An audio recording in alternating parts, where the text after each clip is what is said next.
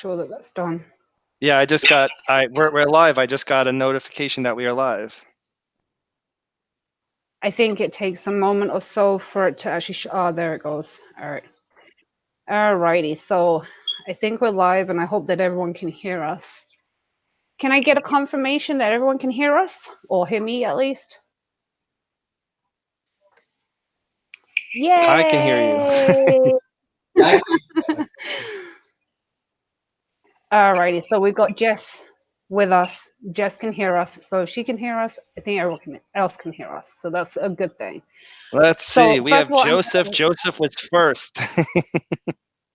Oh, Joseph. Hello. Welcome to the stream.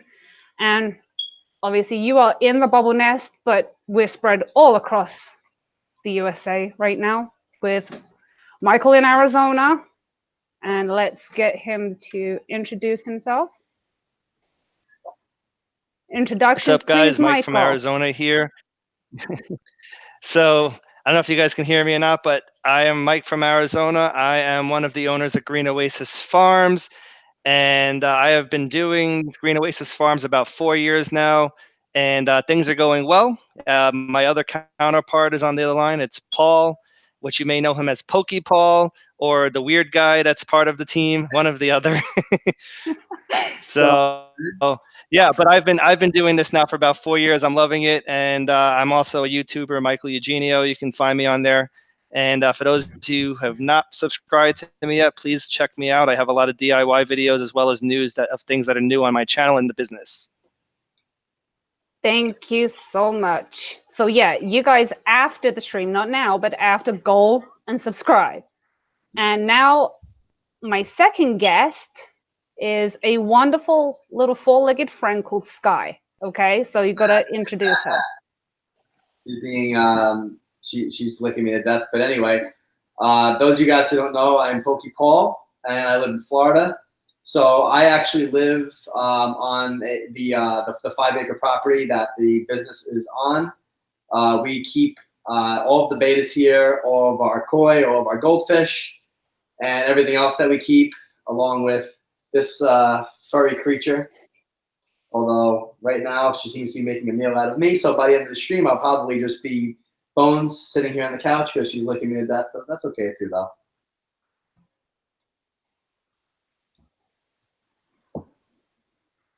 Alrighty, guys. So thank you so much for, first of all, I'm going to say thank you for joining me and actually bringing this subject up, because we were having a discussion over an event that actually happened for Michael. He overheard a conversation, ironically, in a pet store, and I'm actually going to switch it back to him so that he can tell you what happened, which is what sparked this topic tonight. So take it away, Michael.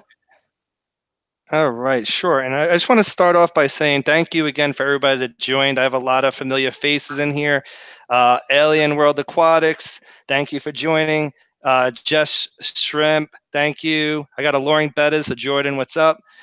Got a lot of familiar faces, so thank you all for joining. But let me tell you a little bit, and I'm sure all of you guys can agree, and you guys can put in the chat box if you've heard this conversation before or something similar.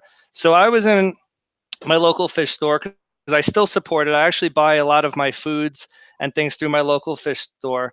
And there was a little girl who was with her mom, and she had seen a blue hippo tang and said, "Mom, I want to get a fish like this because this is Dory. So I want to do this." So the mother was like, "Okay, let's do it." So the fish store employee says, "Great, these are great beginner fish, and these fish are very easy to take care of, and I can help set you up with that complete system that you want. And we can, because it's a baby, we can start you off with a 40-gallon breeder tank, and it will grow to the size of the tank." And anybody who knows anything about the blue hippo tang becomes a massive fish, definitely does not grow to the size of the tank, and is not the easiest fish to keep because it's prone to ick. And let's just talk about size. The thing actually can probably get about 24 plus inches in full grown capacity. And this guy was basically trying just to make a sale and explaining to them that a 40-gallon tank would be fine and it'll grow to its environment. How many of you guys in the chat have ever heard that before going into any type of local fish store? whether it's a big box store or it's a privately owned store where somebody's just trying to make a sale. Paul, what's your input on that? So my input is, first of all, no. I don't think anyone should Definitely not. do anything like that in a 40-gallon breeder. Not only just because of the size the fish gets, also that fish needs to swim a lot. If you ever look at the way that the Hippo Tang is shaped, it's meant to swim. I mean, not all fish are meant to swim, but some fish are just meant to swim better and faster than other ones. Look at the way the body is. It's meant to swim like a bullet. 40-gallon breeder is not even as long as my whole body. So it's definitely not the proper setup to have for that. Honestly, in a tank like that, you probably would want to do something more like damsels or clownfish in the marine type of setting for that. Definitely not a Hippo tank, because they get literally the size of dinner plates. I mean, when I went snorkeling when I was in Hawaii, I didn't see blue Hippo tangs, but when I was looking at some of the tangs that they have that are wild over there, oh my goodness, I'm talking literally dinner plate size, like this big. Anything that gets that big should never be put into anything that's small. And if you want to get the fish to thrive and to do really well, you don't want to put the fish into an environment as it gets bigger. You want to start it off in the environment that it's going to be in pretty much its entire life, except for when you're growing little tiny fry. But that's obviously, we'll talk about that in a little bit. But that would be the only time where you'd ever want to keep something in a smaller tank to grow out for the first couple of weeks. But otherwise, start it out big and let it grow and let it just grow. Right. And then think about this. Think how many times you go into a big box store and you see an aquarium in a box, right? Like maybe even a 55-gallon aquarium. What do they normally do? Let's go back to freshwater. They'll put like a picture of like 10, 12 bala sharks in that one tank, and it's a 55-gallon aquarium. And it makes people think that never had a fish tank before. Oh, I can do this. And it looks great with all these fish in there. I can definitely get 12 of those bala sharks and put them in this 55-gallon aquarium. Right. And there's just so much misinformation, especially when it comes to the stores. And it doesn't have to be the big box stores either. It can be the little mom and pop stores too. I've seen it so many times, and not so much have I witnessed it like at the point that it's happened, but hey, Shishi, can you help me? This fish is 18 inches and it's in a 15-gallon tank. I mean, right. It's just ridiculous. And for me, it's more of it's sad, it's heartbreaking, because there's so many people that come into this hobby and they want to succeed, but they're given the wrong information. Now, how much of that kind of falls on their own doing?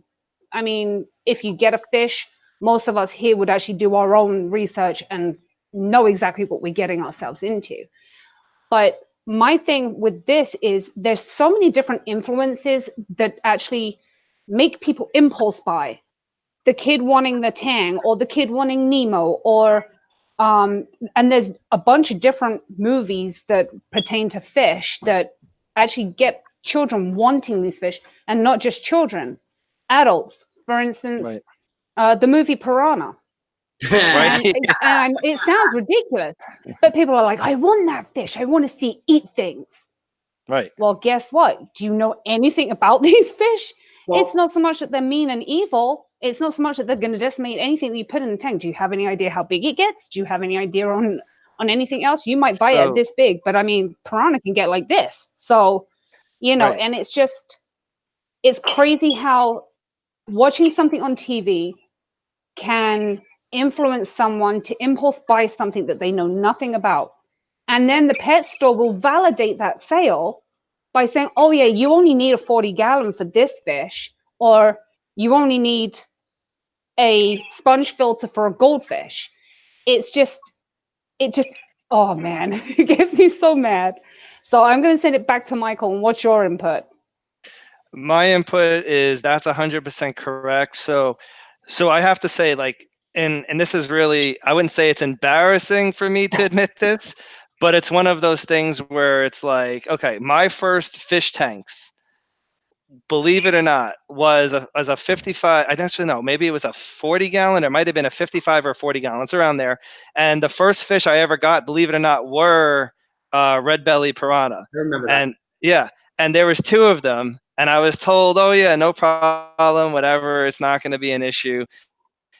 And I'll be honest with you, like again, I wasn't probably supposed to own them anyway, because it turns out you really can't buy piranha. But I always had a good connection to fish, and one ate the other one. One ate the other one, and then the other one slowly got really large and ended up dying anyway because it got stressed out because the tank was way too small for it.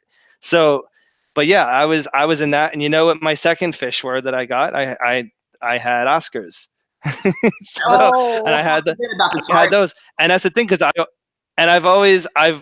before I knew anything, and here's the thing, to settle all things, I was probably about like 10, I was probably about a 10 to 12 years old during that time period when I was doing all my mistakes. So I learned a lot in those years, and then Paul got to learn by watching me make my mistakes. Yo, Mike, do you remember the tire track eel that you had that one time? I had a tire track eel. Oh, actually, how about this? How about this? When I was about that age too, I had a 40-gallon aquarium with a stingray in it. That too. Oh, I remember that too. That was cool.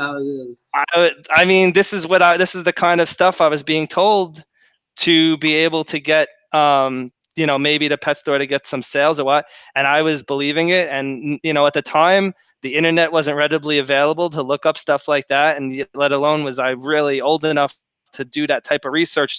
Somebody had to really set me straight, and I didn't have that. But I've made every mistake growing up into it. And then thank goodness for the internet, because once I was old enough and able to actually have access to an internet, we had a 56K modem. I'd be able to do research on research papers that were out there and what fish can go together. And I learned a lot from that. But I also learned a lot from the mistakes I made and different fish that should not be kept together, and the size of the fish and certain tanks you should do. But I have this weird, this theory that this actually happens more now, even though we have internet access than before. And I think a lot of it has to do with pet stores trying to make sales based upon the fact that they're competing with Amazon for a lot of items. And they're really pushing for those sales because they're not selling the dry goods, because all the Amazon's taking up all of those sales on them. And it's sad, but this is a really harsh reality. A lot of pet shop owners are trying to make the profits no matter what it takes to make the profits. And it shouldn't be that way. It really shouldn't be that way at all. Yeah, I agree with that. And you know what? Actually, there's one thing I want to actually bring to people's attention that I think people don't realize. I see this a lot just because of the fact that I like to keep goldfish and koi. So goldfish and koi are two of probably the most misunderstood fish in the entire hobby for two reasons. Koi, first, I'm going to start with koi. Koi get huge. I'm talking huge, like really, really big, like this, like humongous. All right, I've seen koi that are 3 feet long. There is no fish tank, even 150 gallons, no fish tank that is good for that. No, that is kept in a pond and a pond only. Let me repeat that. A pond and a pond only, okay? Goldfish, now, goldfish are a little different. Goldfish could be kept in tanks, but very big fish tanks. Because even, I got this fish from the carnival. In fact, let me tell you something that is the biggest mistake too. A lot of people get fish from carnivals, little comets. Those little comets turn into monsters, okay? I have literally seen comets that get like 15 inches, huge. And you know what? It's not even about the size of the fish that's so bad. Goldfish create a lot of waste, and so do koi. All right, they are probably my favorite fish in the whole hobby just because of how personable they can be and how beautiful they are. But man, oh man, do they get big. And I mean, they're not aggressive, but they're just, so just to give you an idea, my setup that I have to keep koi is 2,500 gallons, right? Now, you would set, now here's the thing, I have it broken down into 300-gallon bins, because I have to net fish for people. Otherwise, netting them out of a 2,500-gallon pond is like very difficult. But I have them in 300-gallon bins, and they're only about this big a piece. I don't keep large koi really in those bins. The bin that I have my large koi in is about 600 gallons. So just to give you an idea, that is what I use as a sales bin. All right, that is honestly bigger than what most people even keep their koi in general. If you really want, there are people that have said that they've had koi to live 30, 40 years. if you want to even relatively get that kind of lifespan out of your fish, you got to give them proper conditions. And conditions are not just what you see on a test kit. Conditions are everything in your setup. Go from the size of the tank to the temperature to everything. And also, too, one thing real quick, and I'm going to pass it on along to Shishi over here. One thing that people should know, koi and goldfish, if you live in some of the colder climates, can be kept really, really low as far as temperature. I've had ponds that are frozen over the top that have holes that are this big, like that, and just put a little bit of air bubbles, and the koi and the goldfish do fine during the wintertime. Do not believe people's garbage. You don't have to bring them inside. That is pure horse manure. You don't have to do that. Taking them out of the pond and bringing them inside is way too much work. And honestly, it's not necessary. Yeah, and I think with that statement, a lot of that depends on where you live. I mean, obviously, if your pond is only, say, 4 foot deep and you live somewhere like I live, yeah, you're going to have to bring them inside unless you have some sort of heater in order to keep that water. Otherwise, that whole 4 feet is going to freeze solid. So obviously, you have to know your own weather conditions. If it gets too hot, you've got to cool that water down too. Or have a deeper pond. Yeah, or have a deeper pond. Now, up here in Pennsylvania, unless you have a minimum of 6 feet, and even that's questionable, you want to have about 8 feet deep ponds so they have that water, that body of water at the bottom that's not going to freeze. I mean, it gets that cold up here, you know? So, and another thing to mention is it's actually YouTube influencers. And what I mean by that is if someone watches one of Paul's videos and sees that the koi are being held in these stock tanks, they're like, oh, I can just get a stock tank and put the fish in there. Nope, what they forget to realize is that that's only a temporary holding tank. That is not an area that they're going to live to their fullest. That is just simply for you to hold to move to its permanent home. So, you know, that's another thing. And that's how YouTubers influence also.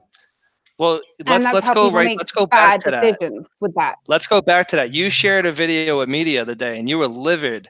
And it was about a certain YouTuber who got a bunch of betta fish and put them in a pond pretty much for a battle royale, and they thought that was cool. Oh my Lord, I was so mad about this. Yeah, I was livid myself. I said, I can't believe that somebody's going to get away with this. And this person is how many subscribers do they have? Like 1 million? Millions. I don't even. Yeah. That's ridiculous. Like, you're going to have 1 million subscribers, and I guarantee more than half of those people are just trying to get started in the hobby and like, oh, this person did it in a pond. Oh, this person did it. They put and they were trying. So part of their thing was, I'm going to put them all in, and only the strongest are going to survive, and those are the ones I'm going to breed. Right. Come on now. And for me, it was just gut-wrenching. And not because of what he did. Like, I don't think after watching the video multiple times, like, honestly, like, I watched it multiple times because I was just like, what is this man doing? Like, I know he's not a novice in the hobby. I know that he's not necessarily a fish keeper as such, you know, but I was like, this has to be clickbait. Like, there's no way. And honestly, let me also say, he did go back in, remove them, and take them back to the store. So he did do the right thing and correct it. But what he did was he bought like an entire store. He went throughout the whole store and picked up every fish. Every single betta, and put them in a cart, took them home, and dropped them all into this koi pond with koi. With koi as well, yeah. With koi. So you've got a tropical fish with a cold water fish. The cold water fish is big enough to swallow betta, like, left, right, and center. And then he was like, oh, and a funny thing happened. I didn't realize before, but the koi were raised on feeder fish. And I'm just like, what are you doing? Like, I mean, no, I was so upset. And then I was like, he's just influenced all of his subscribers to go to the store, go and buy a bunch of betta, shove them in a tank. I mean, what's the difference? You know, they might not have big ponds. And I was so upset. And I actually ranted to Paul and Michael about this for like 3 hours straight. I was so upset with it. Like, but that's how YouTube influencers can have a negative impact on the community. And whether it's intentional negative impact or whether it is just someone seeing a video, seeing a cool fish that this YouTuber has, and it's like, oh, I'm going to run out and grab one. Well, did you do the research on the fish too? Or are you just going to grab it, shove it in a tank because it's in a tank at that person's house and you can't tell? I mean, behind me, this doesn't look like a 75. This thing looks like it's a 20 long. Yeah. You know, you wouldn't really put the two and two together. It is a 75-gallon tank. And yes, it is a sorority tank, but 75 gallons. And I've done this many, many times before, you know. That looks very good. Thank you. Yeah, it looks beautiful. You stopped me in my tracks. I love it. I absolutely love it. But you know, and not to really name. I don't like naming people just because I feel like that puts me into like a negative. It puts me into that negative category too. But yeah, I feel like don't mention any names, exactly, because and I'm not again, going to mention any there's names. going to be people that don't really understand why he did it wrong, and they're going to come after you. So exactly, yeah. You know, and there's many different YouTubers that even I'm a victim of it. I see this fish on a YouTuber's channel that I adore, and I'm just like, oh, I want one. And I'm like, I can do it. I can get one. And then I'm like, can I really? You know, and thankfully for me, I don't fall into that whole, I don't get suckered in just because it's a cool looking fish. I do the research, I figure out what it needs. And if I can cater to it, then I'll get it. If I cannot, I won't. But I think so many people are like, oh my God, that is an awesome fish. I'm going to go and get one. And in the pet store, it was this big. Yep. If it's an arowana that's this big, guess how big it's going to get. Guess what you're going to need. So that to me is like. And they jump. and they jump. Oh boy, can they jump. I've had arowanas break out of the tops of tanks when I've tried to keep them. And I've had glass lids, and I'm like, okay, no more arowanas for me. Yep, no more arowanas for me. Can I actually start on something real quick?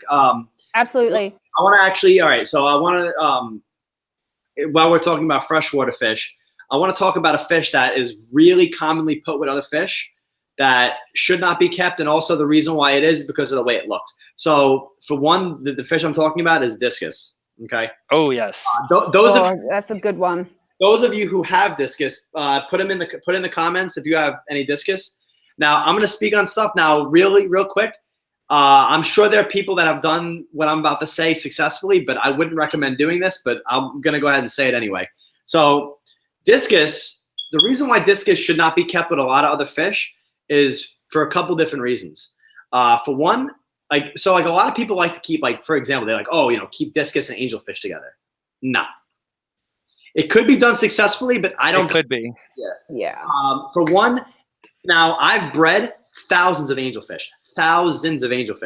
Okay, angelfish thrive between around 73 to 78. Okay, between that, I'm not saying that they can be kept in any other temperatures, but that's really where they thrive at. Discus, and from what I've kept a lot of discus too.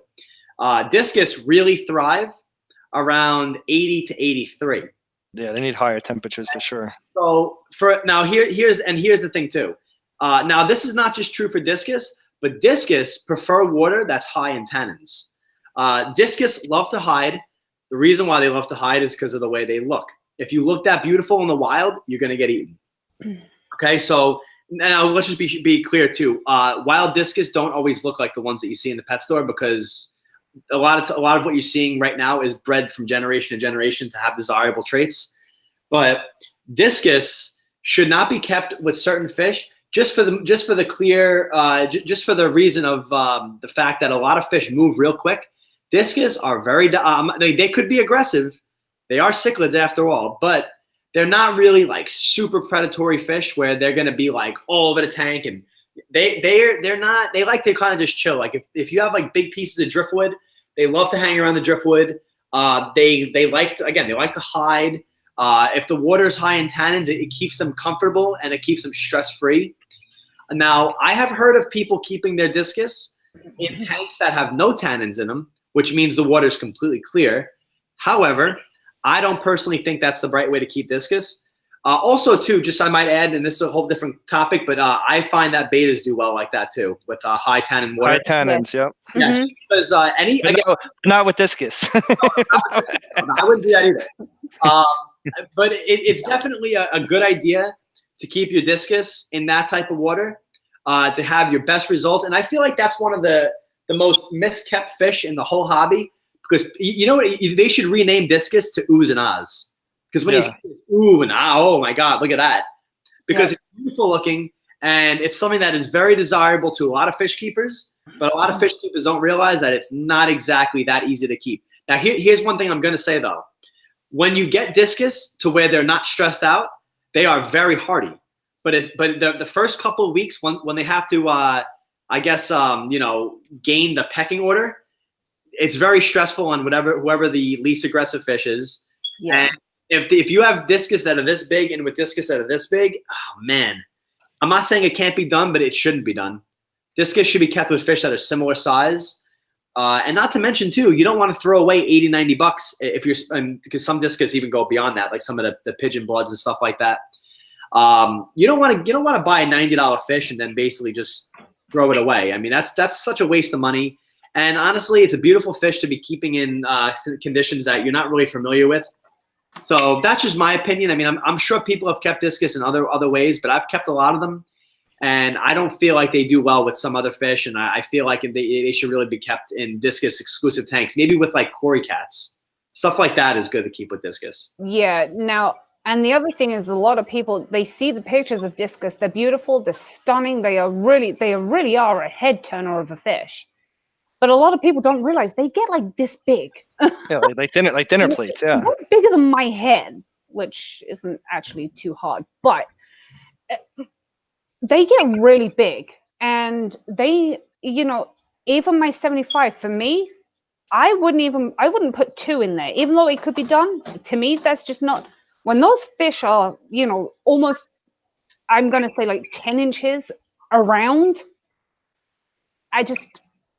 to me, it's just not worth it. You really need a really good space for discus for them to thrive. Yeah. Not up and down. You need like a wide space. You need so a long tank is, in my opinion, way better for a discus than actual depth. And you know what's weird? And in fact, it's actually I'm so glad you just said that, because you know what? Angels are actually quite the contrary. They're Angels opposite. have really long fins and really need a deep tank, which is another reason why they really shouldn't be kept together. And right away, if you want discus to thrive, I would say you want to keep about like maximum maybe 4 or 5 of them in like a 125 or bigger. Yeah. You want to keep them like see like the tank that Michael's got back there. That's what you want for discus. Something like that. Something that really has depth. Something that really has length. That is what you want. You don't want a fast flow. You want nice, slow flow. That's what discus do the best in. People can say otherwise. I don't believe that though. Right, exactly. I'm just gonna really quickly. Quickly gonna go into the comments. Okay. And let me see here. Dan actually is saying that Dan Flea says that they are one of the very few cichlids that he will do at some point in the future. And he also goes on to say that, to be honest, I think the majority of fish really do best in species-only tanks. Mm-hmm. I have to agree.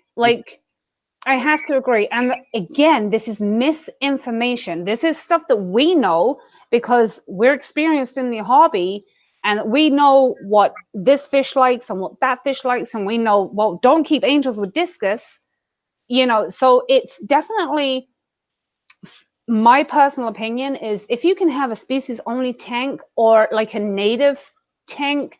So say, for instance, if you've got, let's say, South American cichlids, for instance, research the other fish that are kept in, like the other fish that are found in that localized area, and have like what do they call it?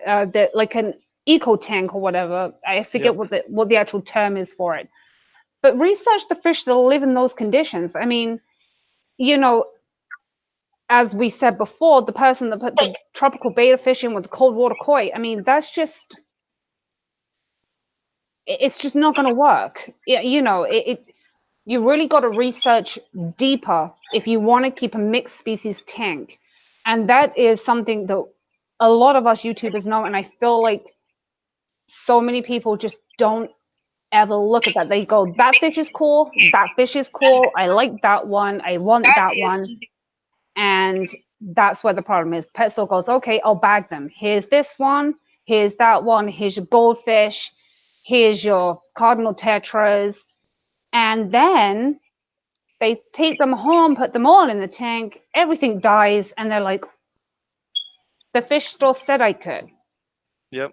You know, I just, it breaks my heart. But I'm going to put this over to, and actually, I'm just going to say hi to everyone that's saying hi to us that has joined us again. Thank you so much for joining us. We really, really appreciate it. And we just really feel like this is a very, very important topic because it just doesn't get spoken about enough. I don't think there's enough time to cover it completely. There's definitely not enough time because there's so much misinformation. People, like I said, trying to get sales.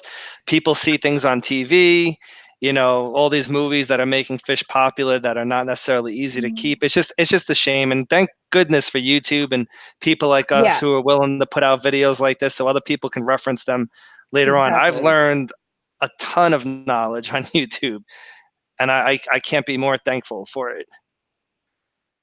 You know, and I think the thing that I want to add to that too is YouTube is a fantastic platform for knowledge. There are so many of us that know so much about certain species, but also at the same time, is your responsibility as a keeper of whatever it is that you want to keep to do your own research and find out what works for you too.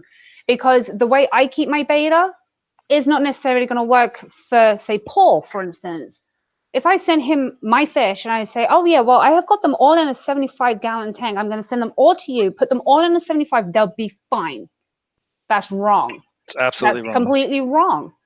The stress of the shipping, the change of environment, they will turn around, they will tear each other up, and you'll have a tank full of dead and dying fish. It's just, you gotta really do your own research in order to be responsible. I mean, you wouldn't buy a pit bull, for instance, and I'm sorry, I know that's a terrible reference, but you wouldn't buy a pit bull without doing the research on, oh, well, it could bite, it could get lockjaw, which, by the way, is false. They do not get lockjaw. Pit bull lover, pit bull owner. So I love pit bulls. I love them to death. They're my babies. But, you know, when you're researching your family pet, if it's a dog, you research what's good for your family, what might fit your active lifestyle, so on and so forth. When you buy a fish, people are like, well, I just want that one, and that one. I'm going to shove it in this tank, hope that it works. And if it doesn't, oh, well. It's just so wrong. It's just so wrong. And with that said, though, that just goes to show, like, for us as fish keepers and people look to us to be the experts, that we have to hold that responsibility and try to educate people the best that we possibly can. And in all honesty, guys, like, for the most part, like, I don't know, everybody in here is really cool. Like, I see everybody in here who writes comments in other videos, and everybody's most likely trying to help other people. And I'm not saying it's anybody in this chat, but honestly, we should never be bashing our fellow fish keepers, especially when they're trying to give good advice. It maybe doesn't coincide with what you think. Even like I said, Paul says, oh, these are things that we can't do. Maybe you can do them, but we're talking about like the most popular things that are given out that really shouldn't work. But if it could be done, it could be done. But again, we as YouTubers and the people that people look to for advice, we definitely shouldn't be bashing each other or giving each other a hard time in the comments. If you don't agree with me, I have no problem with somebody private messaging me, hey, I don't agree with you. These are the reasons why. And then we could talk about it. And maybe we can do a live stream together and do it. Right, exactly. I do completely agree with what's been said. And I'm also watching the chat. So I want to say again, whoever's just joined us, thank you for sticking, and everyone who's here, sorry, I completely murdered that sentence. Yeah, no, I'm good at this. Everyone that's still with us, thank you. To those that are just joining, thank you. Nikki, I am so happy to see you. Thank you so much for joining. It means Nikki's on? the world. Say hello to Nikki. Is in, And but you know, it just continues that process of there is so much information that is readily available for us, but people, and I'm going to say it, are too lazy. People are too lazy to do their own research to discover exactly what is needed for that specific species, because it looked cool in the pet store, and the guy said I could keep it in a 20-gallon. Well, you know what? You might be able to keep your, let me see here, let me use an example. Your Oscar, I'm going to use because that's the first thing that comes to my head. Yep. You might be able to keep your Oscar whilst it's 3 inches long in a 20-gallon for about, let me see, maybe 6 months. Possibly. Or less. They grow Or sometimes less. pretty quick. Yeah. Right, exactly. And then on top of it, did the pet store tell you that it could get to 18 inches? Did the pet store tell you it will eat everything else that's in your tank and anything you offer it? They typically are not very picky with eating. They will rearrange all your beautiful little decorations. In fact, that's definitely going to happen because Oscars are like that. And with consumption comes poop. So, you know, now you've got this fish that's not only tearing up the entire contents of your tank, including your other fish that are in there, and every single pretty decoration that you put in there. On top of it, now it's pooping on everything. The water quality is terrible. Your tank smells like butt. And Sorry, they get sick and they get sick they get sick? very Yeah, easily when their right. water quality is bad. Right, exactly. You know what? Can I actually talk about one thing too? Actually, I would think, go ahead. I would, in my opinion, the most abused fish in the hobby, and I think you guys already know what I'm going to say, the Pleco. Yes. Absolutely. How about the common Pleco? Yeah. Common Pleco, and I'm going to tell you exactly why that is for those of you guys who don't know. First of all, living in Florida, I've literally caught common Plecos in some of my ponds and that are in like the neighborhoods. And let me tell you, first of all, they're the most common fish to people that people release in the water. Which is, by the way, guys, never ever do that. Don't. That's terrible. No. In your tank that you don't like anymore, donate it to an aquarium or give it to someone that's got a large tank. Do not let it go because nothing eats it. And the ones I've caught are literally like as big as my arm and bigger. So, and I'm going to tell you something about a Pleco that you guys probably don't know. And I'll tell you exactly what pet stores do with this kind of fish that's so wrong. They'll be like, oh, you need a good bottom cleaner. That is not a good bottom cleaner. You want to know what's a good bottom cleaner? Snails. All right? Plecos will take care of the fish that are sinking to the bottom and everything like that. But that is definitely not, that should not be your first choice of fish that you use to clean your tank. Yes. I would say Cory cats for the bottom, and then something like mystery snails or even neorites. Mystery snails I prefer a little bit more because they're a little easier to keep, and they'll reproduce really readily. Plecos, I mean, now there are some species of Plecos that could definitely be kept in smaller tanks, like some of the the bristle noses and stuff like that. But common Plecos, absolutely not. Unless you have something that's gigantic, you should not. And the problem is with them is they're super cheap to buy. Yep. Right. Exactly. I can get common Plecos for like $3 to $5 at PetSmart, you know, and it's like I'm going to buy 3 of these because it's so cheap, and they're going to keep my tank clean. That's the biggest misconception on the planet. No, they don't. Say something. Here's the thing too. It's literally a type of catfish, and the thing is that they the same way that they eat a lot, they poop a lot too.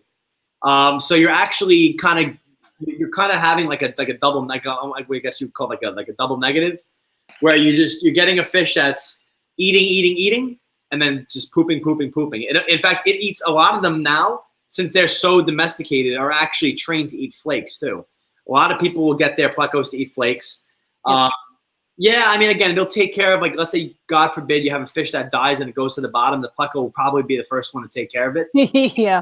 But that's not really why you want to own a Pleco. No. But they also, when they get big enough, they actually will jump onto other fish swimming by them that are low enough and easy to catch. Absolutely. Yeah, absolutely. When it gets big, it acts just like any other big fish. It's not any different. So, and then, that in my opinion, within the hobby, that is probably the most abused fish in the hobby. People and I'll say before, like I was saying before with goldfish, those two are the most, I feel like, are the most abused fish in the freshwater hobby. And stuff like Arowanas too. But that's all. And if one of you guys want to speak on Arowanas, you go ahead, because that's definitely another one that people own that probably, unless you have a really adequate setup, you should definitely not own that. Well, another thing too, a lot of people don't know about arowanas is when you get a small one, it necessarily shouldn't be thrown in the biggest tank as a small arowana. It has to No. kind of grow with the tank. Right. Because if you put a small arowana in a big tank, it's going to die. And that's astonishing to me. It's like they live in the wild, right? But if you put like a 3-inch arowana in a 125-gallon aquarium, it's probably not going to live. Like Yeah. I've seen people do it, but it took a lot of work to get that fish to live. Yeah, Right. It's got to have the yolk sac. It's got to be kind of off the fish. It's got to get through a couple of, I would say a comfortable size for that fish is like around 5 inches. Once it gets to like 5, 6 inches, it becomes a lot. Like, it becomes 100 times harder. Yep. But that's a very difficult fish in my opinion, it's one of the most difficult fish that I've ever kept. And I've kept a lot of difficult fish. All types of arowana, not just silver arowana, Jardini, Australians, very difficult. That definitely, yeah, those are things that, unless you're a very experienced aquarist, you should definitely not have it. Yeah, they look beautiful, and that's another thing too. They're super aggressive towards other fish. I mean, once they do get to a bigger size, they're aggressive. They break tanks. They break out of tanks. Yeah. So if you have a long silver piece of bacon on your carpet in the morning, it's probably your arowana. I'm just telling you. That's what it is. Yeah, and that's I forget there is like a common name for them, and I want to say it's like it was something to do with the glass and busting glass, and that's because a lot of people will actually tell you that an arowana, if you make sure that arowana is kept in like a shallower tank, it cannot get the momentum to get out of the tank. Wrong. They are spring loaded. These fish do not. They are a predatory fish, and what they do is that they very, very slowly look out of the water. So their eyesight is phenomenal. They look out of the water above them, and they see baby birds, small rodents, bugs, whatever it is. And then they position themselves, they coil themselves up and spring. So it does not matter how deep your tank is, you will never, ever, ever stop that arowana actually jumping. And so many people just don't understand, they can't physically understand that these things are like, the best way to describe it, and I think it was, let me see here, Scott from King and Queen Cichlids, I think he described it as a snake coiled up ready to strike. Yep. And that is the best way of describing how an arowana jumps. If you've never seen an arowana jump, Google it. It is out of this world. It's incredible. It's just mind-blowing. Every time I watch it, like, it gives me goosebumps. Like, I'm just like, wow, that thing can jump. And I just want to take my attention to the chat real quick and just say hi to Cichlids 23. Thank you for joining us. I really appreciate seeing all of these names. It's so awesome. I love seeing everybody in here. And Chung, thank you for joining us. Love Chung. Ty is here. Welcome. I don't know if I saw you come in. Daniel Keeping Fish is actually in the UK. So he is 5 hours ahead of us. And being that it's nearly 8 o'clock at night here, it's got to be, I think, 1:43 there right now in the morning. So Daniel, thank you so much for joining us. I really, really appreciate you staying up and hanging out with us. It means a world to us all. It really does. So back to what we were saying. I don't really have any more to say on the arowana, apart from, if you're thinking of getting an arowana, stop, smack yourself in the face, turn around and walk away. And I know that sounds kind of cruel, but they really are such a specialized fish. I really just don't feel like the general hobbyist can cater to what an arowana needs.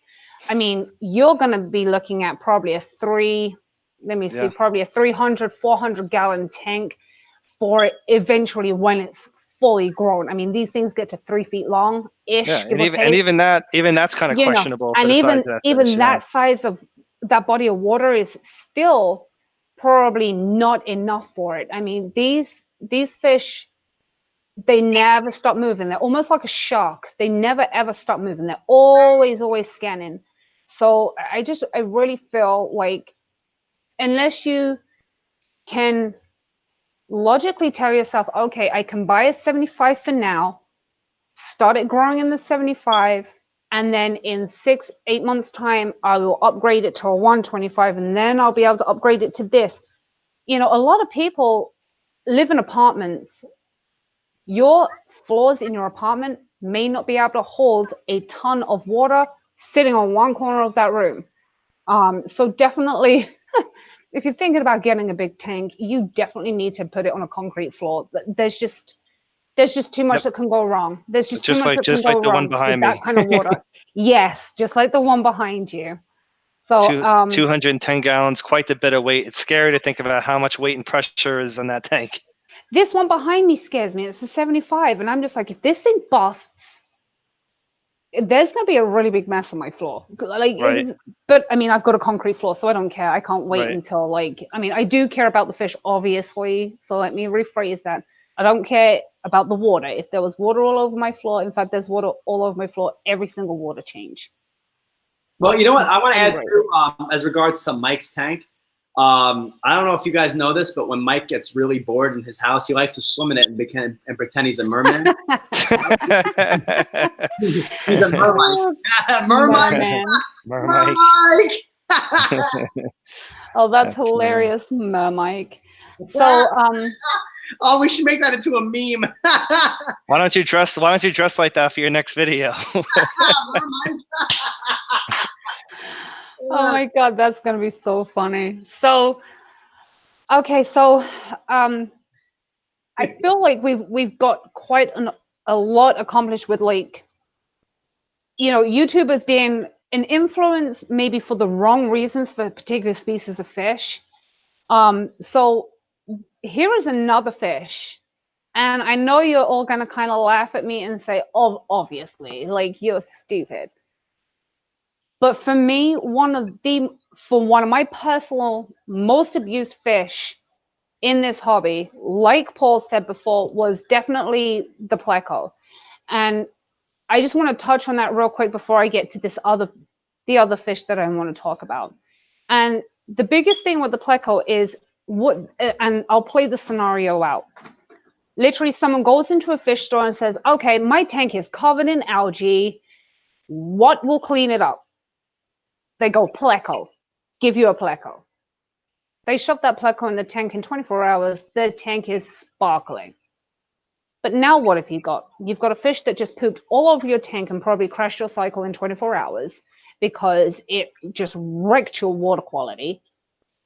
And you've also got a fish that's hungry because now that it's the eaten algae didn't give it all what of it the algae, needs.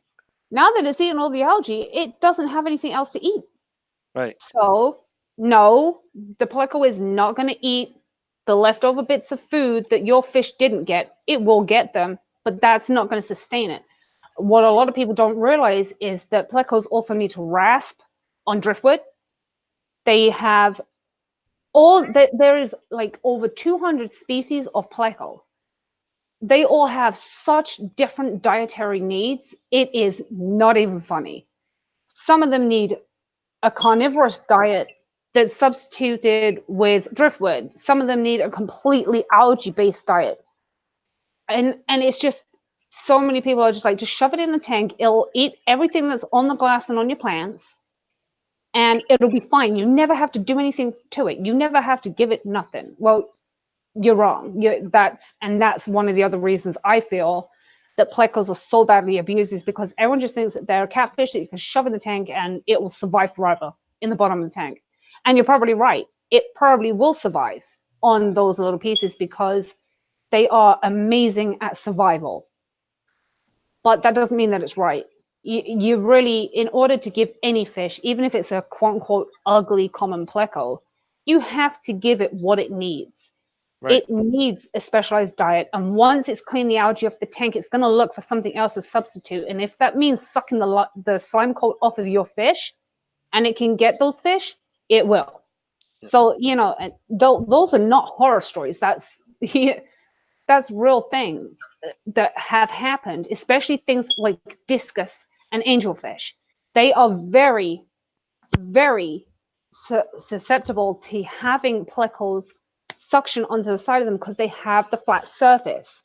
It's a lot easier for a pleco to get a hold of the side of an angelfish or a discus, for instance, than it is for other smaller fish species, which it probably wouldn't bother with. But it's crazy that pet stores don't ever say, well, this is the pleco, but once it's done cleaning your tank, this is the food you need to feed it.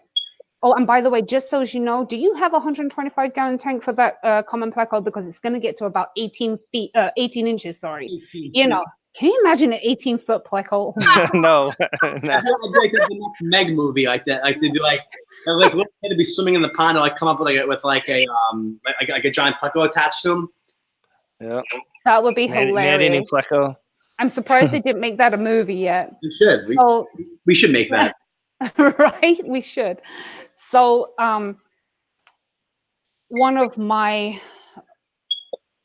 most of you know me for my beta. I love beta. I am absolutely infatuated with them. But yes, I really genuinely feel like they are one of the most abused fish, down and outright. Wait, I would have to agree. real quick. I just want to make a shout out real quick. Yeah. So a buddy of mine just texted me, Mike. You know who this is? Chris Winsjansen. You. I don't know if you guys know him. I know it's gonna sound a little random, because he's also a fellow YouTuber and a fish keeper as well. But those of you guys who've never seen his channel, he's got a channel called Pond Slayer Wins. He just qualified for the 2020 National Bass Championship. Nice. Yeah, I just want to throw that out there. He just texted me, and I'm like shocked right now. Like that's absolutely. Congratulations, Chris. Yeah, he's a great guy. Congratulations, Chris. And he's got a great channel. He really does. He does fishing. He's a fishing channel, but he's also a really big fish keeper. Yeah. That's awesome. So after we're done, if there's people, I think we need to put a list of people that we are very supportive of in the comments, so that everyone that's here can actually, or anyone that watches this on the replay can actually go in and subscribe to those channels and share some love with us guys too. So, sorry, I was catching my breath for a moment. Candy, thank you, Candy, for coming. I didn't see you coming before, so I have to say thank you because I love Candy. She is the best. Hi, Candy. And I hope that the little buddy is doing fantastic, and I hope your family is well too. So, Pond Slayer is in here, so welcome. I just see that. I just see him pop in, so that's the guy. Welcome also, and we will get your link in the descriptions too. Yep, everybody subscribe to Chris Winsjansen. Awesome. Absolutely, absolutely. So now this is the reason I feel like the beta, and I know there's people going, the beta is abused. Well, yeah, it's abused terribly, and it's been abused much like the goldfish for hundreds and hundreds of years.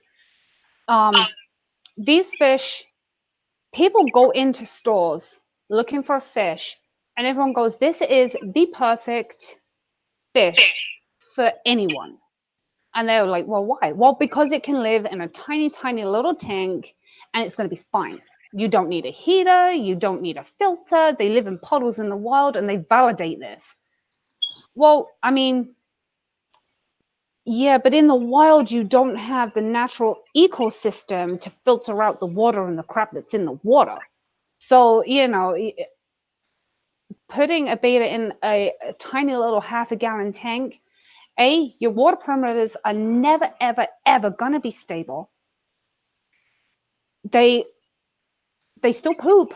I mean, by the way, because we've done so much research on this when we did Betta Oasis, believe it or Mhm. not, in the big box store, their #1 selling beta tank is their half-gallon tank. Isn't that crazy? That is the It most obnoxious thing I've ever heard. it is A, crazy, B, it's heartbreaking, because even though these fish do go into these, I mean, you can keep it in there, but you can also leave a What dog you tied up outside on a tree. you also got it, yeah. And then not to Uh, mention, who's going to do that many water changes in a week? You could probably do a water change almost every day on a half-gallon Right, tank. exactly. And that's exactly what I have to do for my fry, Right, because my exactly. fry are in half gallons. But again, that's not permanent housing. Right. Permanent housing for a beta, no, I stress it all the time. 5 gallons is perfect. 5 gallons is perfect, because actually beta also don't necessarily like bigger tanks. They get That is, stressed out. In they my get stressed personal out in opinion, they big get tanks, stressed out in bigger tanks. and they Yeah. get stressed out in little tanks. So this is why these fish are just not great starter fish. I think the sweet And spot then, is. I think the sweet spot is about 3 to 5 gallons, and we yeah, have to have plants. I absolutely agree with that statement. Absolutely agree with that. Now, honestly, if you're keeping your fish in the main part of the house, and I know people are going to go, oh my God, Shishi, you actually said that. If you're keeping your beta in the main part of the house and your house during the summer months, you can probably get away with turning the heater off. You don't Yes. necessarily need it during the summer months. However, you need to make sure that that tank is staying at about 79 degrees, because if it drops any lower than that, your fish is going to get sick. Beta are absolutely prone to just about every single nasty disease you can ever imagine in the world. Like, beta just, I just recently saw it: graphite disease, velvet disease, ick, hole in the head. I mean, the list just goes on and on and on and on. And a lot of the times it's because people buy these fish, they're told they don't need heaters, they're told that they don't need filters, which honestly, my personal preference, I don't care what time of the year it is, keep them in a heater unless your room is completely heated. My basement is heated Right. to about 85 degrees. So not one of my tanks ever drops below 80. So that's pretty. That's It pretty doesn't. toast. That's pretty toasty down It there. is. Yep, My it's my hot fish down my here. fish room my fish room's kept at 79. It never goes above or below that. That's usually Yep, I because keep my me fish me room very personally, I warm. couldn't sit in there if it was 85. I'd be like, man, it's too hot in here. It's sticky, to say the least. It's very, very, very hot. And I just recently got a dehumidifier, Yep. and that thing runs 24/7, Oh, I believe literally, it. and it heats this room even more. So, Yeah, I believe it. but and that's one of the things. And then what happens is, sorry, I just spotted a spider, and I was just like, Are you are you oh. starting to collect spiders now? Yeah, apparently there's You see actually spider 2 of net? them, but it can stay there. As long as it stays there, I'm not going to have to squash it on live Wait, stream. there's one on So your shoulder. no, there's not. That's on my hair. Thank you. So and then on top of it, people buy this one beta and they're like, it's just one fish. I'm bored. I want more. So they go out and they buy, let's just say, Tetra. Yep. Why? Because the person And at PetSmart said it was okay. right, exactly. Because, well, you know what? PetSmart said it's okay, so I'll shove the Tetra in there with it. All of a sudden, your fish has no fins. Why? Right. Because either it ate its own fins off out of stress, or the Tetra's actually nipped it all off too. So now you've got a fish Gotcha. with no fins, looks like crap, and then on top of it, it has opened itself up to a whole world of bacteria, and in Yep. about a week, it's going to die. I mean, I've and that just Danio's breaks my notorious for heart. that too. Yeah. Danio's will literally Yep. destroy fins on any fish you put them with. Yep. Exactly. So, you know, if you're going to buy a fish that is by nature solitary, it is a solitary animal except for breeding. It's called a fighting fish for a reason. It does not care if it's put in with an Oscar, it's still going to try and kill that Oscar. I mean, if you're keeping a solitary fish, a fish that is by nature solitary, that's how you got to keep it. That's just the way it is. And I'm not saying that it doesn't work. Can you keep beta with other fish? Yes, you can. But be prepared for things to go wrong. And that's just my overall experience with keeping these fish for so long and breeding them for so long. They don't do well with other fish. So many people say, put it in with guppies. Well, what is a guppy? It's bright, it's colorful, kind of looks like another betta. What happens? The betta eats the guppy, and the person's back at the fish store saying, well, what else can I put in with it? You know what? The only time I've ever seen anything like that work is a very, very heavily planted tank where they're not in line of sight of each other all day long. And I have seen that work. I don't recommend it, but you have to really monitor it for a while to know it's going to work. It's Right, something you exactly. have to babysit it. And again, new fish keepers are not going to know to sit there and watch their tank all day and all night. And I mean, I'm guilty of this. I've even taken days off of work to watch my fish tanks to see how they're going to work out. I'm that psycho of a fish keeper sometimes. Yeah, you know. Sorry, Paul. I didn't mean to like interrupt you. You're good. You're good. It's the same thing with betta sorority. So they go back into the pet store. They're like, okay, well, it ate the guppies. The tetras didn't work because they ate the fish's fins. So what else can I do? They're like, well, just grab another couple of females. If you have a female betta, obviously, grab some female betta and shove them all in a 10-gallon, and they'll be good.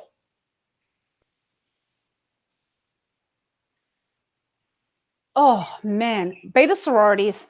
And I know I'm contradicting myself because I have one behind me and I have one over there too.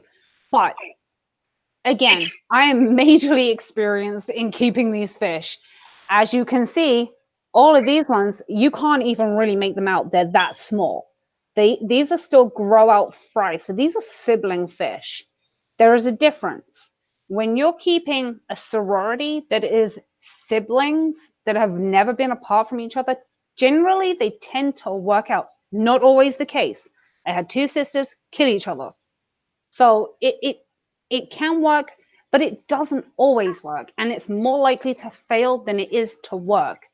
Yeah, there's so many different things that you have to provide for betta sorority. And actually, I recently did a video on them. The betta sorority is literally a ticking time bomb. It might work for 6 months, but guess what? All of a sudden, one of them is going to decide that it wants to eat the other one, and then the other two are going to gang up on that one. They're going to kill that one. Now they're all going to get a bacterial infection, and they're all going to drop dead. You know what a lot of people do too? This has nothing to do with the betta sorority, but a lot of people do this with male bettas. So they'll have like a tank, right? And they'll have it split, you know, like kind of like a divided tank. Yep. And then they'll have them all day, the fish flaring at each other. Yep. Now, fish flare at each other all day long. You have to realize that is incredibly stressful for the fish all day long. Mm-hmm. They're not really designed. That is literally that they do that to literally scare off another male that from a fish from a female that they're trying to mate with. The fish shouldn't be doing that all day long. A lot of people, you know, what ends up happening is they're just stress themselves to death because of it. So much stress in the fish. Once they're doing that for a long period of time, you're always going to have problems. Right. And you know, and I'll gonna be honest. That's speaking out of experience, not just me hearsay. I've literally exactly. It happened where it just gets, you know, listen, everyone makes that mistake at least once. Mm-hmm. Oh, look how pretty it looks. Oh my God, it's insane. Yeah, but all day long and that's like being in the room next to your worst enemy and he's literally screaming profanities at you all day long. You get mad eventually and you get stressed out. You know what I mean? It's just every time Paul looks in the mirror, he's under that same experience. So. I'm getting aggravated every time I look in the mirror, but whatever. I guess it could be worse. No, but you know, again, that's a really valid point. Like people, there's so many things. Like when you go now, my local fish store, I have to give them some props for it because all of their betta are actually divided. Like, yes, they're in the little cups, but they cannot see each other. Period. So, and honestly, like the cups are really, really clean. I'm actually, and I know who their wholesaler is too, so that helps me like sit quite comfortably with that also. So, you know, but so many people are like, well, it's so cool. They're in, like, you see them get bred in these, and they're put in these tiny little bottles, and they're all divided up. They don't have any interaction with anyone, and it's so mean. No, that is an experienced breeder raising his fish the way they need to be raised in a healthy manner where they're not stressed out. And and a lot of people are like, that water is disgusting because it's brown. No, my friend, that is tannins. That is Indian almond leaves. And actually, betta need them to stay healthy. Need them, not just you can get some. No, they need them. my personal opinion is they If absolutely you want the need most out of that Indian beta, you need to put common that leaves. in there. Yeah. And not there is actually there's actually studies that have been held on Indian almond leaves that show that it has medical properties, antibacterial properties that actually help the fish stay A, healthy, B, helps, stop them from getting bacterial infections, and also helps healing should, if you've got breeding pairs, for instance, after your pairs have bred, if you put them into heavily tanning water, that helps actually with their fin growth and with helping any damage be healed. And so many people just want them put in a nice clean water. And another thing that really bugs the life out of me is these little tanks that you buy them with, and you see they have a light and they have a filter. Well, that's good, right? Yep. I mean, yeah, we would all say, yeah, that's great. But the problem is they are usually the filters that sit above the water, drop the water into like a hang on the back. Right. And they're actually way too powerful for those little tanks. They spin your beta around. Your beta gets sucked up into the inlet Like tube. basically being in a tornado. Right. So now your fish is having all of its fins ripped off. It's been thrown around like you've literally done this with it, like swung it around. And this poor fish, let's say, for instance, it's a rose tail, which are the ones with the really huge, overlapping, gorgeous tails. But the poor things can't swim. Like, Right. oh, they can barely swim with no water right, they movement can at all. barely swim in no movement, let alone a fish tank that is actually forcefully pushing them to the bottom. Yeah, and it's that's why. exhausted. Yeah, so that's why when we created the Betta Oasis, we made sure that our filters were sponge filters, and we had adjustable flows from the pumps that are options on there. The light, we actually have plant options, all that stuff. So like we made sure when we did that, because we ended up catching a little bit of grief in the beginning because people didn't understand that we weren't.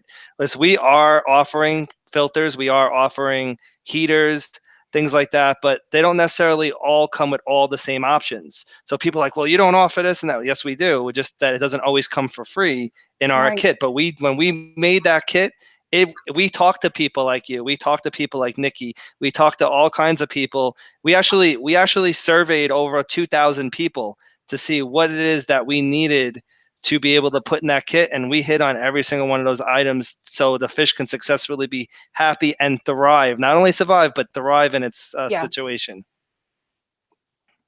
Yeah, and I remember like when Beta Oasis was being launched, and I remember how many uneducated individuals came after you.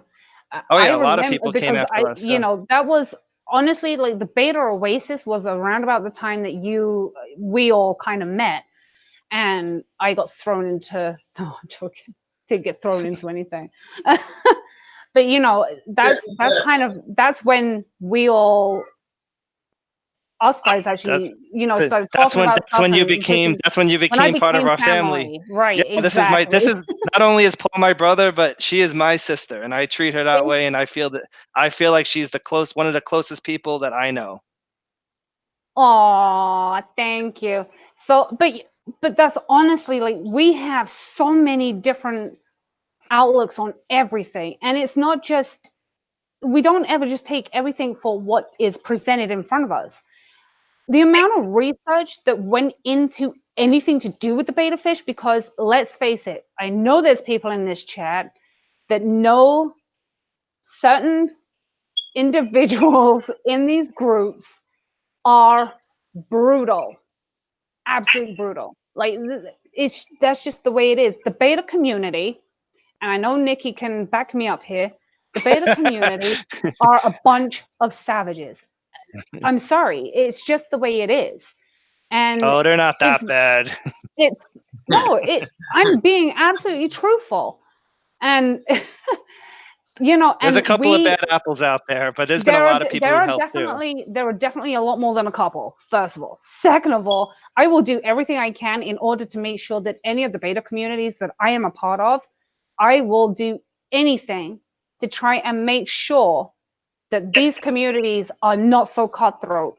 So, it's just, I should probably just stop talking right So there there's a and question let's move here on that to the says, next what about, so there's a question here from Jess that says, what about the lids for the kits? Yes, that we are designing, we are getting special types of lids designed. We haven't found an actual supplier yet that is willing to do exactly what we are needing for them. So right now we're asking people who do buy them that there will be, obviously to use a DIY option, but there will be lids available at some point. And we actually are looking into different shaped kits as well, square including, and also rectangular. So just keep in mind, that's another reason why we haven't exactly put a lid out there, because we don't know for sure if we're keeping what we have now or just keeping it as an add-on. And there's going to, like I said, there's going to be at least 3 different versions of that kit. And there will be lids once we have like a permanent type. This is going to be the exact Betta Oasis. Like right now, what we launched was just a launch. When we were at Aquatic Experience, we had our kits on display and we were told that that was the one that everybody wanted to see launch with it. So we went with that. And now there's other people who have made certain suggestions. So we're looking into a square and a rectangular version as well. So just so you know, once we come up with, okay, this is what they're going to look like for sure, that's when the lids are going to be made, because we don't want to make a bunch of lids and then we decide to change the shape of the kit altogether. Yeah, exactly. And it's kind of funny because I think people have started to kind of figure out that us guys are all in association at some point or another with whatever. And there is so many different reasons that myself, Michael, and Paul get along so well.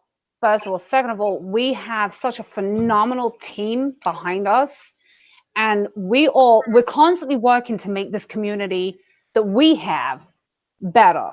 There is no idea that you guys couldn't present to us that we couldn't work with, or if you have a question regarding anything that we are doing or presenting or selling or so on and so forth, there is always someone in this group, in this team with Green Oasis Farms, there's always someone that will be able to point you into the correct direction, take your input, take your feedback. And that's, for me, that is like the best thing about being a part of this.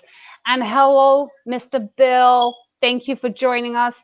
Joseph, And also thank you too, for coming back as well. I'll say also too, let's not forget Greg and Mike. So Greg Jones Yes, and Mike from absolutely. Mass, Mike Haynes, like those guys that are teamed up with us from My Aquarium Box. I mean, they are a wealth of knowledge and also very Yep. well respected in the community. And we don't just do business with just anybody. And we're glad that we both equally felt the same amount of respect for each other. And we're like, this is just going to work. We love our Yeah. team. It's a solid team. Yep. It really is. There's like and you know what, Greg, you guys have to check out his channel. He has like, what is it, 500-600 videos, I think it is, of Greg's he's going different up to projects. 600. Yeah, that's what I thought. I thought it was like 600. I knew it was 5 something, but I couldn't remember. But he has so many different projects. He has right now he's got a whole fish room build going on. The guy is like a pool of knowledge, and it's so phenomenal to actually, for me, to be included into a team that is already so awesome. And now I'm a part of that. So like, And I might add, if you want to meet us all in person, we're going to be at the Aquatic Experience. yes, All of us will be at the Aquatic we will be Experience. at Aquatic Experience, and I cannot wait because Paul My is going in a princess dress, Michael is yeah, going he's going as to the be. merman, and I'm just going to be me. So we will actually. I mean, I don't want to make too many announcements. I won't. You know what? Let's just say we're going to be located in a very, very convenient location to all the YouTubers. And then on top of that, it's going to be My Aquarium Box and Betta Oasis, and obviously Green Oasis Farms. Like Green Oasis Farms doesn't have the official booth. My Aquarium Box and Betta Oasis do, but we will all be there, and we're going to be there to be able to meet you guys and answer any questions you may have about projects we're working Yep. on or anything you'd like to see in the future. We're always willing to take any type of information or types of even some. You want to give us feedback? That's perfectly fine too. It's more than welcome. Yeah. Also, I'm sorry. Go ahead. No, you're fine. Go ahead. All right, talking about projects, I just want to go ahead and talk about something real quick. So the Green Oasis Farms team right now in Florida is actually working on a new build. We're working on a fish room, and just Huge build, actually. yes, it's going. It's in a humongous structure, and basically what we're doing is we're going to do a full-fledged angel breeding setup, which we've already have a lot of experience doing that. But we're going to set it up this time where it's going to be one system where everything's going to be pretty much all together. And then on top of that, we're going to have a couple of tanks, obviously, for oddballs and stuff like that people want to see to get them, people to come down to the property and check it out. Those of you guys who don't know, we have 5 acres in Ruskin, Florida. And right now we have about 2,500 gallons worth of tanks there. And we're going to add about another 2,000 gallons worth of tanks, but these are going to be obviously a little smaller because they're going to be angelfish. Greg's in the house. Hi, yeah. Greg. What's up, Greg? What's up, Greg? It's going to be indoors. So we're working on that. Also in that setup is going to be a rack for all of our Betta fish that we're keeping for Betta Oasis. And that makes me happy. It's like, sorry, guys. Basically, right now we have a pretty decent setup for the bettas, but having a rack system set up is going to be a lot better. It'll be easier to maintain it, and it'll be easier to sort it out. So when we need to get one to deliver, to give to a customer, it's just boom, 1, 2, 3. We have it out, and then that's it.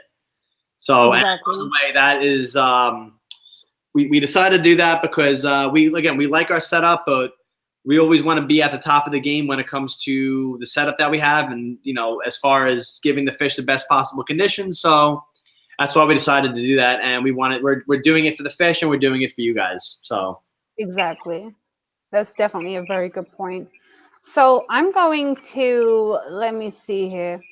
I'm going to say a name of a fish, and you guys can tell everyone why they are a terrible and an absolutely terrible first fish, or something that just it's just not a good choice in general, and why. So I'm going to actually ask Michael. So Michael, the lowdown on neon tetras. Why are neon tetras just terrible? Well, I'll tell you my personal reasons why. I mean, I love neon tetras because they are beautiful. Beautiful. But they do require a very specific type tank. A lot of them do require very soft water. They tend to have that pecking order where you start to lose one fish every day. So if you don't give them enough space, they can potentially kill each other out. And again, they do a lot of fin nipping too, which I've learned from experience too. And the only time I might do a neon tetra tank again is if I actually had another tank like the one behind me, heavily planted just with them with no other fish. Yeah. And another thing is neon tetras get stressed very easily. So easily. So it could be something as simple as you moved an ornament in the fish tank and they don't like where you put it, and next thing you know, they're all stressed out and dying. So that, to me, they are beautiful little fish for the right setups. They really are a gorgeous, and that's why they're so popular. I mean, there's not many fish that present such awesome color and such a tiny little, it's such a small fish. They don't ship so well that's either. why they are so visually pleasing. Like, to see a whole school of them swimming around is just, you can't. I mean, I sit back and I watch them, and I just sit there and smile because I just love watching them school together. But there's another thing. When people buy them, they'll buy maybe 3 or 4, maybe 5, but they do best in groups of 10 or more. In my experience, Yes. That's how I've seen well over a better. dozen. Right, exactly. If you buy 5 or 6, there's no structure to their little It's kind of school. like when you put together like a school of tiger barbs. So if your school is too small, they for sure will kill each other off really quickly. And if it's big, chances are a lot of people don't even have enough room to house a large school of tiger barbs. Because I mean, me personally, you know, you go to the store, you'd be like, oh, try to keep 5 to 7. I say keep a dozen or more. Any of those Yeah. fish, they require at least Yep. a dozen or more. You want to know what's also like that too? And a lot of people love these fish, but I personally have a love-hate relationship with them. Mike, I know you'll agree with this. Celestial pearl danios. Oh, Oh, good no, not Lord. celestial pearl danios. They, Oh, oh, good They're Lord. such a beautiful fish, but they have a very low success rate in aquariums. They require very, very, very like specific tanks. We have gotten them from so many people, and we got them for so many people, and people were just like, they lasted a couple days and then they all died. I mean, we've had Yep. them where our let's put it this way, our supplier will put them in a QT system for 2 weeks before they are even sent out to anybody. So that obviously they're healthy over there and they're thriving over there, but then the stress of the shipping and being into a tank that may not meet their needs, and then within 24 hours, all of these fish died, and they were living perfectly fine at the wholesaler in QT for over 2 weeks. Yep, I had a similar experience with celestials myself. They were a gift, and 3 of them were dead on arrival. 2 died within 12 hours of having them, and the 3rd one died within 24 hours. And I have never been so heartbroken in my life. I have wanted celestials for such a long time. I love them. They are beautiful. They are just such a stunning little fish. And I was so excited to actually get them, and I probably wouldn't even bother trying to order them again, because I don't want my heart broken again. I really don't want my heart broken again. I totally agree with you. I actually, when people try to order them through us, I won't say no. It's like, but I will try to discourage them, especially if they've never kept them before, to know that it's a very, very, very high probability that they're going to die within 24 to 48 hours if you're not spot on with your Yeah. conditions. Yeah, exactly. They do not tolerate change or movement or walking up to the tank and feeding them. They don't like much of anything. They're a very shy fish by nature anyway. Yeah. So you have to have an extremely heavily planted tank for them to thrive. Now, I'm not saying that's for everyone. Some people do get really, really lucky and they get the celestials and they do perfectly fine for them. But the vast majority of people that have celestials or have had any dealings with them, period, will agree that they're a very, very, very stress prone little fish. They are, oh, I love them though. They are so beautiful. But I'm gonna go with moving on to another one that I just feel is something again that is just so easy to fall in love with, and that's Oscars. They are so adorable. Who could resist those buggy little eyes when they're tiny little fry? They're so cute. And aren't they just completely adorable? Like, who can resist that grumpy little pout? They are so gorgeous. I love them. I love Oscars, but I wouldn't keep them. And the reason being, they get big, they poop a lot, they move everything around the tank. And I know we kind of went over this before, but this is definitely one of my fish for the list of, this is something that I really don't recommend an average Aquarius. And I'm sorry, I know that sounds like a really mundane thing to say, like an average Aquarius, but you know, people that buy a fish tank typically want something that is visually stimulating and usually has like a community in it. And they're like, oh, I'm going to get an Oscar because look how cute its face is. I'm going to stick it in with my neon tetras and my bobs and that's not a my great idea. plants, my beautiful planted aquascape tank. And next thing you know, this fish just goes in, eats all the fish, and it throws all the dirt around, and rips all the plants out, and it aquascapes all on its own. And you're like, what did I do? So it's just, I just feel like it's not a good fit for most aquariums unless you specifically know what you're getting yourself into. Like, that's just my put on that. So I hate to cut you off, but I actually have to run and pick up my kid from daycare. So I didn't want to cut this too short, but yeah, it's getting about that time where if I don't go there, they're going to close and they're going to be like, well, you're the bad dad for not picking your kid up at daycare Oh, on good time. Lord. Yes, you have better go and get that little boy. All right. Well, thank you, everybody. Thank you so much for joining us. Yes, guys. And really, thank you so much for the support. And again, I will be at Aquatic Experience in October along with these guys. If you want to come and say hi or take pictures, that you're more than welcome. And I look forward to doing more live streams. Anybody wants to do a live stream, hit me up. I'm more than glad to work something out with you. Absolutely. Thank you for being with us, Mike. Okay, take care. You too. Bye. And Paul, that just leaves us. Now Yes. we can.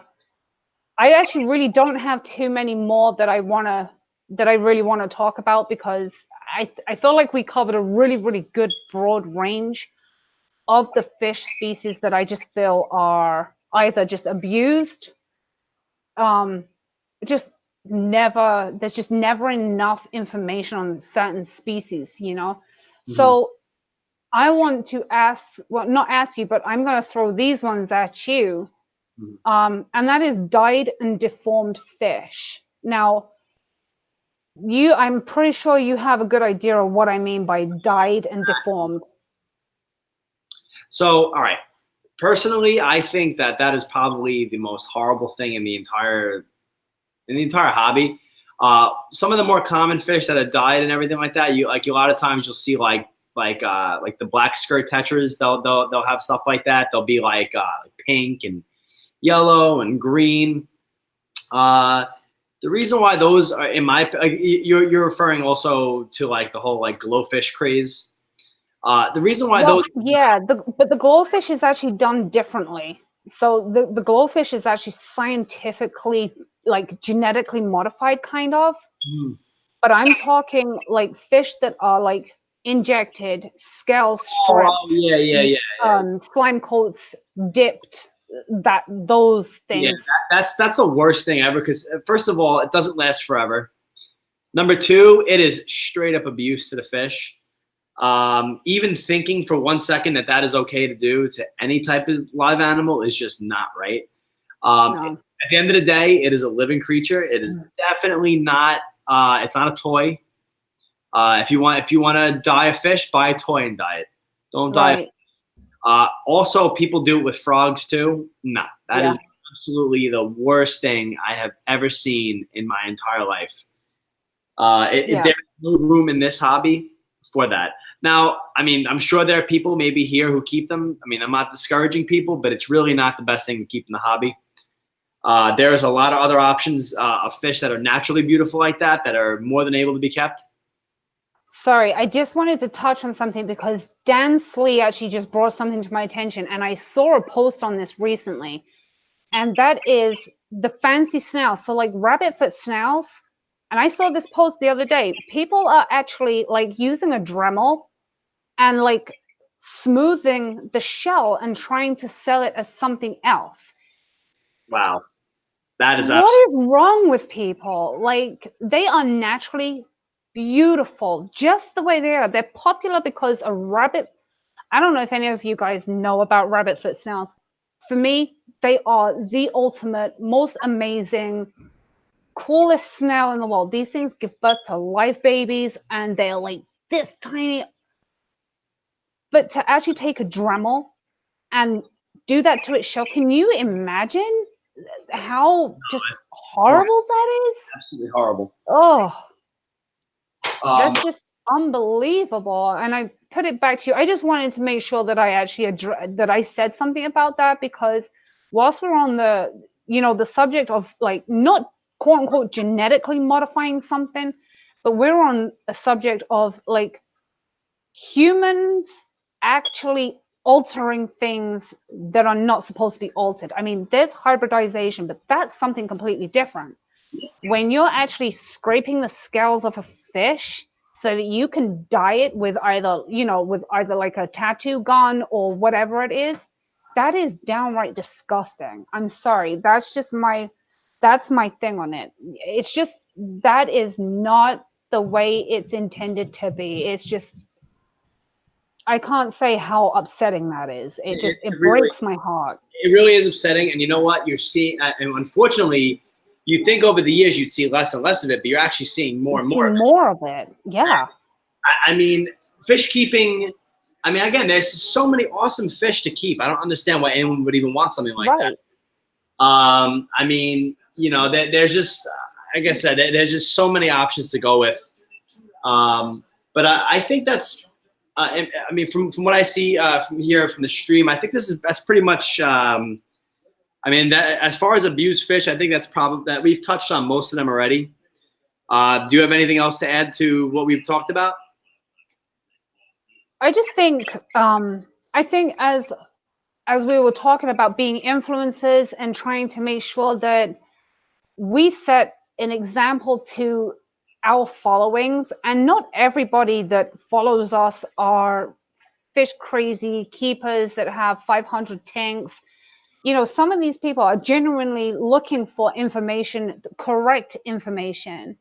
So I think one of the biggest things that I couldn't stress more is, if it is an unnatural color, or if it has a weird name like jelly bean parrots, painted glass fish, fruit tetras, those guys, unfortunately, that is where man has intervened. They have dipped them in these solutions to make them look like they're cool colors. They've ripped their scales off to create scarring. And actually, that actually happens to goldfish quite frequently when they're trying to create the pandas or the red tops and the white bodies. I forget what they call that. In the koi, they rip all the sides of the scales off to create scarring that stays the purest white that they can get, and the neatest red lines. And it's horrific. It's just, it absolutely breaks my heart. So if you do see a fish that is unnatural in color, I would honestly try and steer clear from getting suckered into buying something because it's called a jelly bean or a painted glass or fruit. I mean, it's just, it's sad. And I know this goes on a lot, and but we just really want to provide really, really solid information on, you know, these are the fish. This is what this is what it takes in order to get this fish. This is what it goes through in order for it to be this color. And it's not fair. Like, it's just, there is actually such a small percentage of, like, say for instance, the jelly bean parrots. There's such a small percentage that actually make it to the pet stores because they die during them creating the procedures on these fish to get them into the pet store. Yeah, it's just ridiculous. Absolutely, and I think it's I honestly, it's one of those things where and you know, I'm not, I mean, I know there are a lot of people that are, you know, really, like, there are actually organizations, I'm sure you know what I'm talking about, that are against fish keeping in general. Right. I think though that instead of being against fish keeping in general, they should be against more about stuff like that, and they should be, you know, all about people who are willing to keep stuff humanely, because that's right. Whatsoever. But yeah, I do think that within the hobby, like I said, that is by far the worst thing. And you know, I just think that there should be a time in the future where they should just stop doing it. Maybe it should be banned.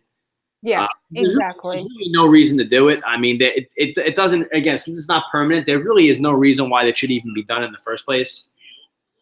So, you know, that's... Yeah, because you buy something because it looks cool. It's got these cool markings on its side, or, you know, it's a funky green color that, you know, or it's neon or whatever it may possibly be. And the sad thing is in 6 months' time, all of that color has come out of the fish. And what are you going to do? Are you going to tattoo your own fish? I mean, this is just, it's absurd. Some of the lengths that have been gone through to get these fish to make money making schemes is just absolutely horrendous. And I know it's not just the fish community. I know that there's, the communities in the puppy mills. There's horse communities that have terrible things happen to their horses. It's just, I just don't understand, where's that line? When is someone actually going to step in and be like, that's downright cruel? There's one thing to breed a fish with another fish to create a new fish. That's one thing. But when you're actually physically picking the scales out of a fish or causing bodily harm of that animal, and I don't care what people say. People say, oh, fish don't feel it. I'm sure they feel it. I'm sorry. Fish don't have emotions such as dogs.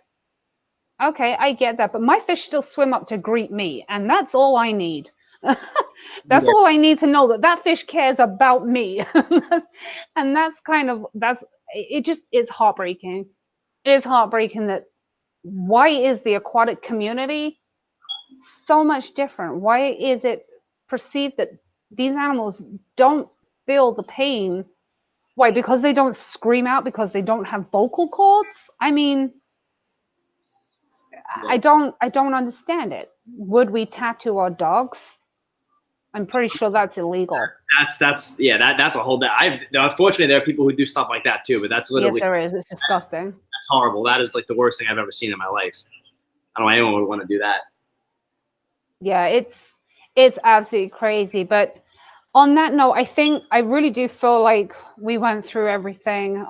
We went through the Plecos, goldfish, koi, beta, Oscars, neon tetras, dyed and deformed fish. Also, we went through influences from like movies and not necessarily positive influences, misinformed pet store information, pet store keepers just trying to make a fast buck. Mm-hmm. I think one of the biggest things that I kind of wanted, one of the biggest things to me that is more important than anything in the world is make sure you do your own research. If you don't know, go into one of the communities and say, hey, I saw this fish. I'm thinking about getting it. What does it need? Or can you tell me where I can go in order to find out what it needs? I am sure that if you're a part of any of these groups that we have on Facebook, any one of these groups that are on Facebook will be able to point you into the correct direction. And, whether it's a beta fish, a goldfish, cichlids, it doesn't matter what it is. There is a community for every single fish species and even endangered fish species. And I just feel like we as a whole need to really help the newcomers into the hobby to make a better educated decision on what they're getting themselves into. Yeah. I feel like that's our responsibility in order to help these newcomers learn that, your decision may have been bad, but this is how you can fix it. This is what you need in order to give it a better life. Yeah. And I think if we only affect like 1% of the nation, I did my job. Yeah, and you know what? That's what it's all about. It's all about getting just chipping away at it and really just getting people on. Exactly. On that note, I think we're going to call it a night here. And so before we leave though, drop a like, subscribe to Shishi and myself, Pokey Paul. And I mean, until then, you guys know my deal. You got to keep it weird. And for you, you already know what the deal is too. And Paul, you actually do realize it's like, what day is it? Wednesday, isn't it? Weirdo Wednesdays. It's all, you know what I mean? So, anyway. Exactly. Guys. Thank you so much for joining us. I really cannot say thank you enough. I appreciate it every single time I have people come in, even if it's like one person that sits and watches me babble on. I appreciate it so much. And the Green Oasis, the guys at Green Oasis and everybody that is involved with Green Oasis, an amazing network of people with so much information that we can share with everyone. So, of course, if anyone is looking for information, always reach out to us. Facebook, Instagram, YouTube, it doesn't matter. We'll find a way to stay in contact with everyone. So on that note, I'm going to say thank you for joining us. And again, subscribe if you haven't already, and consider subscribing. And we will see you on the next one. So stay tuned because there's some updates coming. Yes, yes.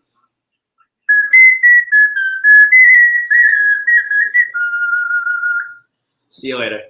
See you guys. Thank you.